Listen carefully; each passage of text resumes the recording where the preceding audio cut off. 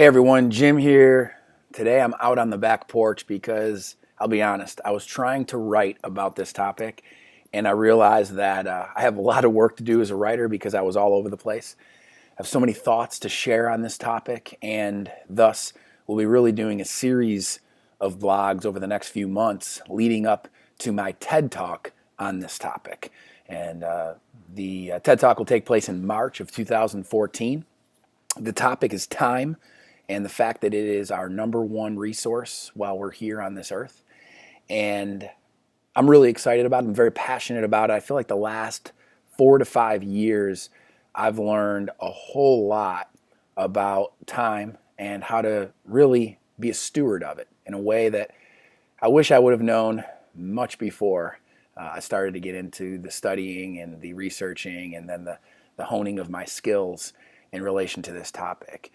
And, you know, when you look at people's lives and you look at regrets, I think most people's regrets are tied to their use of time. I'm sure people regret their use of money and they regret their use of other tools they've been gifted with. But most of the people I talk to that are a little bit older and more experienced, they look back at how they used their time and wished they may have made different decisions to use it a bit wiser. And even at 31 years old, I look back at my time and the way I've spent it in the past, and I have regrets. But I also know that all of those experiences have worked together to be a process to get me to where I am today. So all that being said, really what I want to do today is just give you a formula that I think sets the stage for this discussion of time. And number one, first and foremost, I want to make sure we all agree that it's our number one resource, because a lot of people keep score on life with other resources like money, technology even. You know, some people say, hey, I was a part of a different age where technology made the lifestyle of that age different. And that's understandable. The age of the iPhone and the iPad is definitely a lot different than what was before. And of course, what comes after this will be a lot different than what we have now. Our kids will be the testament to that. But where really I want to go right now is I want to give you that formula to build on. And from there, really talk about how we can take it from big picture, 50,000 foot, looking at our whole life, our whole span here on Earth, all the way down to the daily picture and how to really work toward the big picture. So when it comes to the big picture, we'll start with the fact that you have to establish your purpose. Tonight, I'm just thinking it's Veterans Day, and it's a day where we celebrate people who definitely know what their purpose is. They're willing to give up their lives for our freedom. That's a purpose, because they'll never achieve it. It's not a goal that they can just overcome and achieve and say, hey, in black and white, I achieved this purpose. No, a purpose is something you work toward, and you hope that the work you've done toward that purpose lives on well after you've left this earth. And so what is your purpose? Why are you here? Another word you'll hear people associate with purpose is legacy. And the Fire Seeds group, a group that works with Iron Tribe, a business that I'm heavily associated with and a partner in, Fire Seeds has helped us really define the purpose of each person on our team and each person we're bringing in, and making sure it aligns with the purpose of the business. Have you done that? So if you haven't, find out what your purpose is. Why are you here, and what do you want to achieve while you're here that lives on after you're gone? Once again, you can use legacy as well. The next thing you want to do after you've defined your purpose is you want to start to look at your 1, your 3, your 5, your 10-year vision. We do this in business. I've done this with my businesses, and I've coached other people on doing this with their businesses. But when it comes to your life, based on your purpose in your life, what is your 1, your 3, your 5, your 10-year vision? What has to happen in those different terms to really work toward that purpose? So you have to define that. And that's where you start to get into values and goals. Values are your non-negotiables. Who you are and things you will not compromise, no matter how much money is offered to you or what situation attractively is offered to you. You would never compromise your values. Things like integrity, things like excellence. Things that, once again, on an evening like tonight, Veterans Day, are very, very admirable in these folks we're honoring today, because they have values that they do not compromise no matter what. So when you've established your purpose and you've looked at your 1, 3, and 5-year and 10-year vision, maybe even 20-year vision, the things that have to happen in these terms to work toward that purpose, and then you've established your non-negotiables, your values, the last step is goal setting. And my business partner and our founder at Iron Tribe, Forrest Walden, he's a big goal setter. And he always says, if you don't write it down, then the odds of it actually happening are decreased more than you can ever imagine. You have to write them down. You have to hold yourself accountable to them. However, I always like to say, before you write them down, you have to have a purpose established and a 1, 3, 5, 10-year vision established, so that you have something you're writing down in context. Otherwise, you're just writing stuff down. And it's okay to still set goals, I guess, without that purpose and without the 1, 3, 5, 10-year vision, but it makes a lot more sense to you. And you're even more accountable when you have established your purpose, your vision, and your values before you start to write your goals.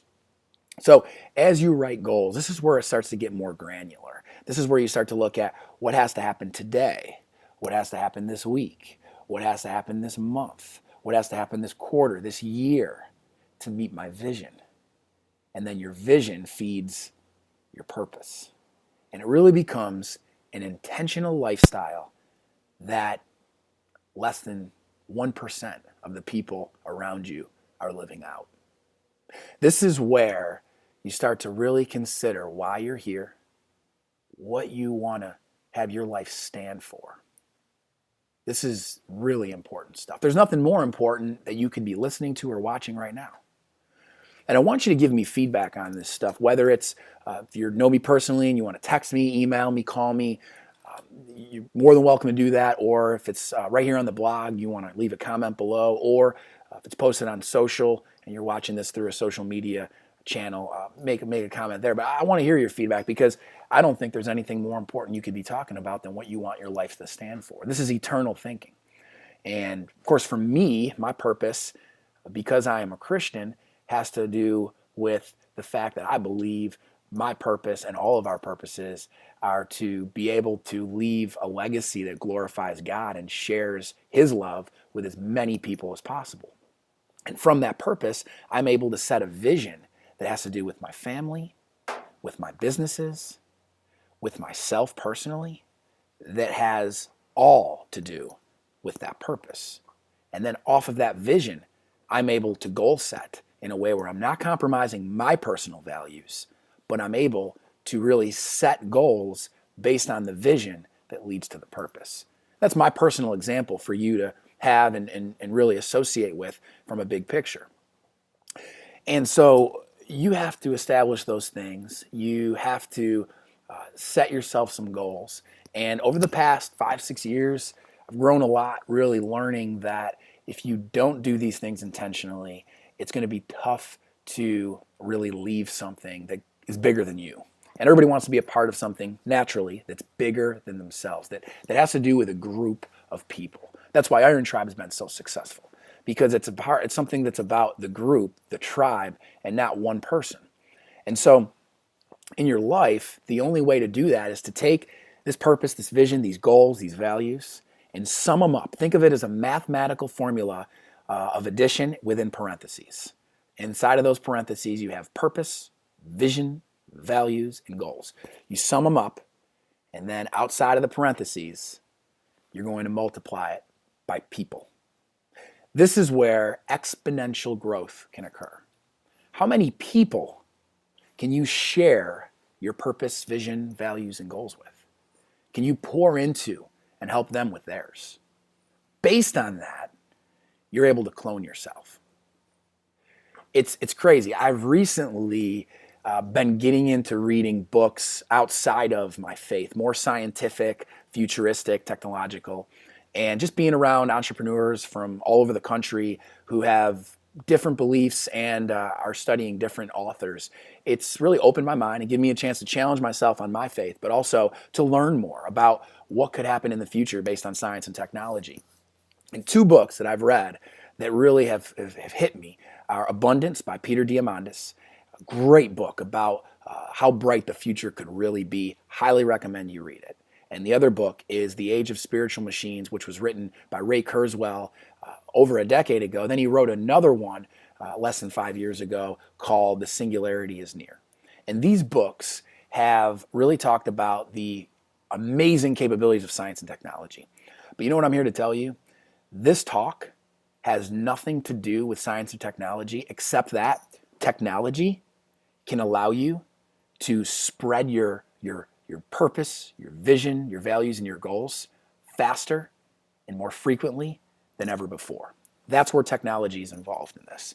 Technology is not involved with the idea that you could clone yourself and be able to clone your body and who you are to the point where your purpose, your vision, your values, your goals could live on through multiple of you.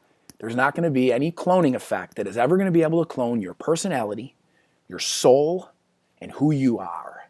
You can't take that and clone it. It's not possible. The only way you can clone it is not through science, it's through relationships. It's through the ability to take your purpose, establish it, and set visions over the next 5, 10 years and beyond, and then goals set on the granular daily, weekly, monthly standard, and then be there with people that you can pour into. I've heard people say, Jim, I'm an extrovert, I'm an introvert, how does that play into this? And listen, we all have family that we're naturally linked to. A lot of us have kids. There's no way more so that you can pour into people than your kids. Your kids are literally tentacles of you. And we all have friends. Use that network to grow these things out. Because with this formula that I'm talking about, with intentionality, with this purpose plus vision plus values plus goals times people, there's actually a denominator too. Something that you divide it by. And that, my friends, is a variable that nobody knows but God. It's a question mark. And it's called time. How are you going to spend the time that you've been allotted here on this earth most wise to be able to work toward a purpose through your vision, setting goals that don't compromise your values, sharing it with people, and using each minute, because we're not guaranteed the next minute or the next day, using each minute most wise so that when you're gone, you've built something. Not just a house, not a building, but you've built something in relationships that lives on through other people. Looking forward to coming back with more videos leading up to my TED Talk in March. Hope you enjoyed this one. And once again, I love feedback, so please feel free to leave the feedback on any of the social medias where this is posted, on the blog itself. And of course, if you know me personally, feel free to reach out. I prefer email, but if you know me enough where you have my cell, you can text me or call me. All right, take care, guys.